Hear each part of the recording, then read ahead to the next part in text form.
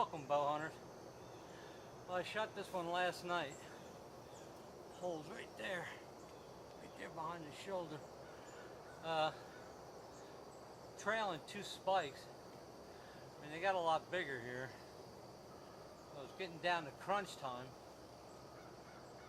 and like I said, it's a decent 10. 1, 2, 3, 4, 5, 6, 7, 8, 9, 10. Decent 10. And like I said, I didn't want to take my tag home with me. So, I mean, it was, God, when I shot, I'll be honest with you, I thought I hit the ground. Then at about 28 yards. Put the pin right on it and let it fly, and I heard her crack, and I didn't know where I'm hunting there, like cedars and stuff in there, so it gets dim. I shot him about 7:30. And I heard the deer, it jumped, and then I didn't hear nothing. I mean, it's all pretty noisy in there, the leaves and everything. It's thick. I didn't hear a thing.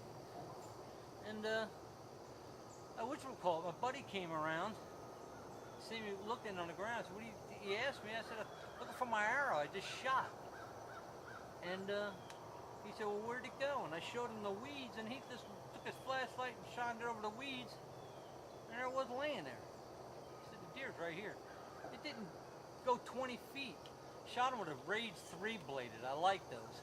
I like 3-bladed heads. And like I said, I shot him with a Rage 3-blade, and I mean, it didn't go nowhere. I mean, when I hit him, I mean, I guess he was sort of looking at me, because the guts were hanging out between his legs, and the arrow went down through the lungs, or at least one lung. I must have got both, through the liver, through the guts. Like I said, when I got to him, my buddy thought I gut shot it. And I said, I ain't gut shot it, because the guts were hanging out between his rear legs. And I said, if I would have gut shot it, it wouldn't have freaking died in 2 seconds. But I must have caught everything. Because, I mean, unless the arrow hit the opposite shoulder and turned, that's the only thing I can think of.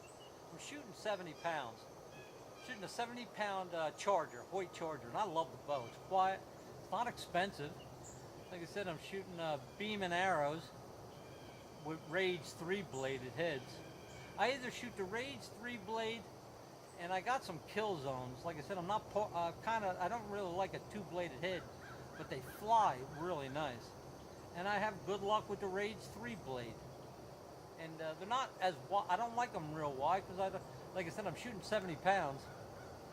And you know, I used to have an 80-pound Hoyt, and it didn't matter the size of the broadhead. It would drive it home. But with the 70 pounds, I don't have the kinetic energy I had. And you start shooting those 2.5-inch blades, broadheads and stuff, that's a lot of bone. If you hit the ribs, you're talking about trying to break 2 ribs coming in and 2 going out. If it's facing north and south, and that's a lot of bone to try to bust. Like I said, so I'm kind of partial to the 3-blade. If I'm going to punch a hole on one side, I want that star cut to keep that hole open. But here it is. And like I said, I got a couple more days, and I can go out and shoot some does. I'll do that. I got some tags. I'll kind of concentrate on the does and do some videotaping if I see, you know, anything bigger. You know, at least I can show you on video.